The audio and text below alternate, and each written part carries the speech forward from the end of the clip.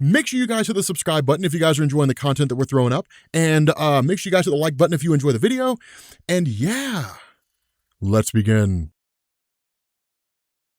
Okay, so I just saw Best Man. Like, I was just watching Best Man with Mariah. That movie's really good. We're actually getting ready to watch the second one, but I have to record this audio. I recorded it the first time, and then it turns out I recorded it through the microphone on my laptop, on my Mac Pro, and so I screwed it up. Anyway, okay, so getting into Batman, the Grim Knight. This is actually kind of interesting because Snyder usually plays these things pretty close to the vest, and it's kind of a change of pace to introduce like a one-shot. I mean, he did that with like the origins of the various, villains from Dark Knight's Metal. So I guess it kind of makes sense to keep the trend going. But before that, there weren't really any one-shots, right? Like Court of Owls, Night of Owls, Endgame, Death of the Family. It was all kind of contained in like the particular run. So this is kind of a cool maneuver here, and I'm really interested to see where it goes. But what this does is it initially picks up with basically Punisher Batman. I'm calling him Punisher Batman because that's basically what he is. But the cool thing about this is that this initially picks up with like the death of Bruce Wayne's family. Now, of course, this is kind of a hallmark of the character. It's like Krypton exploding for Superman. And the idea is that under normal circumstances in the main DC universe, Bruce Wayne was just kind of left there, right? Like Joe Chill pulled the trigger, killed his parents, and then ran. And that was kind of the end of that. And then, of course, it was Bruce Wayne basically saying like, I'm going to swear vengeance, so this never has to happen on anybody else again or anything along those lines. But in this instance, this is not what happens. Instead, Bruce basically experiences like this rush of anger and fear. And in doing so, picks up the gun, turns it on Joe Chill, and shoots him. Now, this is kind of a cool thing because what this does is it sends him down the pathway of becoming this dark and evil version of Batman. Now, one of the important things to bear in mind here is how this kind of feeds into like the no-kill rule, right? Like, it's not really a hard and fast rule. It's not like it was established in a particular comic that Batman will kill no more. It was just kind of a gradual series of events that led to a sort of editorial decision made by DC that Batman won't use guns anymore. But the overall gist in terms of why this exists and how it was kind of explained with regards to the Batman mythos was twofold. The first is that guns are so final. You pull a gun and you shoot someone, there's no undoing that, right? Like you can't come back from that, you can't undo it. That's Batman's perception. But at the same time, the other reason why Batman really kind of steers away from guns is because guns kind of hold a particularly iconic role in his life because that's what killed his parents. And so the idea is to always basically stay away from that concept and then of course use the role as Batman to try to save as many people as possible. But following this whole thing with his parents basically dying and him shooting Joe Chill, what it does is it almost kind of mirrors Batman Year One by Frank Miller, which is a retelling of his origin in the post-crisis landscape. And so what you have here where he's like breaking bricks and where he's like kicking a tree and different things like that, those are all basically like homages to Batman Year One. Those are scenes from that comic. But the kind of difference here is that where all that training was done by Batman, traveling the world, learning all these different forms of martial arts, learning espionage and stealth and all that kind of stuff, training with like ninja clans and different things like that, where all that was geared towards using all that for the purpose of instilling fear and then using that fear to prevent or to eliminate a criminal element in Gotham. This version of Batman is using it to kill. Now, again, one of the big ways that they kind of pay homage to the old Batman origin story is that in that old story, you had like a bat that flew through the window, right? It's kind of one of those hallmark moments of Batman's origin stories. A bat flies through the window and then it crashes and then Bruce looks at it and says, yes, father, I will become fear. I will become Batman. The same thing kind of happens here, except Bruce Wayne shoots it and says, that's the idea. I'll become fear. I'll basically become a bat in order to eliminate the criminal element in Gotham. And one of the first things he does is he goes to like this mob house and basically kills everyone, right? Like he literally like kicks over this fire stand, this fire pit, and then like burns the whole place down and like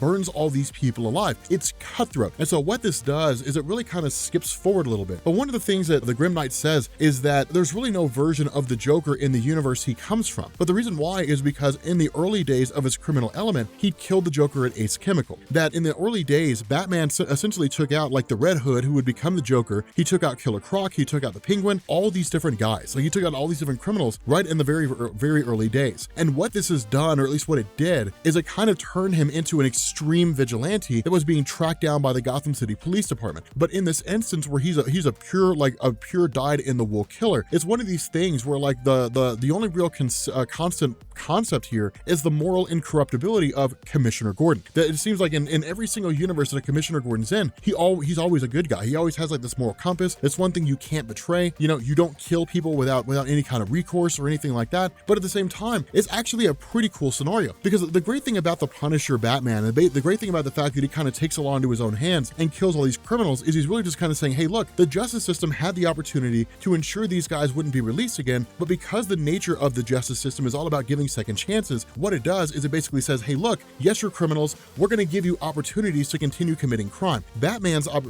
stance is, I'm taking those opportunities away. The criminal justice system is basically a means by which you can escape your guilt and then in turn do the exact same thing over again, and there'll always be a lawyer somewhere to get you off. They're not doing any good for anybody. And so it's a pretty cool concept here, and it actually works exceedingly well. And so what you literally have is this funny scenario where Commissioner Gordon tries to draw Batman out. And this is one of the cool things about this. He tries to draw Batman out, and in doing so, quote unquote, captures him. But the funny thing is that Gordon basically says, like, all this stuff is controlled by Wayne Enterprises, all the while never realizing that the Batman, that the Grim Knight is Bruce Wayne. Now, this is one of the big differences between the Grim Knight and the actual Batman from the DC universe. Because the Grim Knight exists to eliminate crime everywhere he finds it, and because he's so effective at it, he had to believe that somewhere along the line, criminals would get their hands on Wayne tech, weapons and equipment, different things like that. And so what better way to kind of continue the war on that criminal element and destroy it than by basically saying, hey, look, we're effectively going to turn Wayne Enterprises tech into like a two-way street, that while they use it for their own ends, I can control it from the back end. And that's exactly what happens. Using his access to Wayne technology, all the guards are taken out. Like they're all, like, all these cops are eliminated on the spot. That literally, like, this kind of fight breaks out between Jim Gordon and Batman. But of course, Batman basically ends up making his escape, and Jim Gordon's kind of left with this information that was kind of brought to his attention, or at least from the ramblings of the Batman Who Laughs, that he can essentially access Wayne technology. Now, putting two and two together, because Wayne technology is so advanced, and because Wayne technology is not something that's just easily accessible from the back end, what it means is the only one who could really be able to access it is Bruce Wayne. And so what ends up happening here is Commissioner Gordon essentially draws the parallel. He draws a conclusion that Batman is Bruce Wayne, and in doing so basically says he's public enemy number one for Gotham City, and where he goes to guys like Rupert Thorne, who under normal circumstances in the DC universe are villains, and where he goes to guys like Two-Face, who are usually villains, but in this instance are actually like mayors. They hold powerful positions in the city of Gotham, but they're not criminals, because why would you want to be a criminal in the city of Gotham when you got Batman killing all the criminals he finds? That what he basically, what Commissioner Gordon says is like, we have to track this guy down. We have to capture Bruce Wayne. I've got the backing of the FBI. Either you can join me in this or you can be left behind. And so it's one of those things where that element kind of stays hands off. The FBI shows up to Wayne Manor alongside Commissioner Gordon, and they basically call Bruce Wayne out. And it's kind of a cool thing because like this knockdown drag out fight happens between the two. But it's kind of a funny scenario here, is because under normal circumstances, and it's sort of strange that it works out this way, under normal circumstances, Commissioner Gordon should never have been able to get the upper hand on Bruce Wayne, because Bruce Wayne's just such an effective fighter, right? Like, hardcore Batman fans will say that's ridiculous,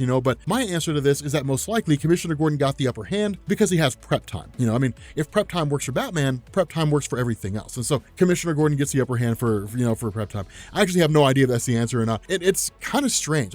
Technically speaking, it shouldn't really happen, which is kind of an interesting concept, an interesting idea. I'd really like to believe that one of the reasons why Commissioner Gordon was kind of able to get the upper hand on really the Grim Knight is because of the fact that the Grim Knight doesn't really rely on stealth and martial arts and things like that in the same capacity that Batman from the main DC universe does. That he's more of just like a broadsword, right? Just like this thing that just kind of just swings and just is designed to take out huge swaths of enemies. Whereas the main DC Batman is more like a scalpel. He's more like surgical precision. That's kind of his whole MO. And so that more likely kind of seems to be the way in which it happened. But what it did is it created a kind of animosity between the Grim Knight and Commissioner Gordon. The issue with this is that we're not really told what happened with Commissioner Gordon in like the Dark Multiverse. We don't really know what happened to him. We don't know if he died. We don't know if like something took place that kept the Grim Knight from being able to enact his revenge. And the reason why is because once he's here, he intends to basically enact revenge on the main DC Commissioner Gordon that he wanted to on the Dark Multiverse Commissioner Gordon. He essentially wants to like kill him on the spot. But the funny thing about this is that the Batman Who Laughs basically says like, that's kind of pointless here. We can do much, much worse to this guy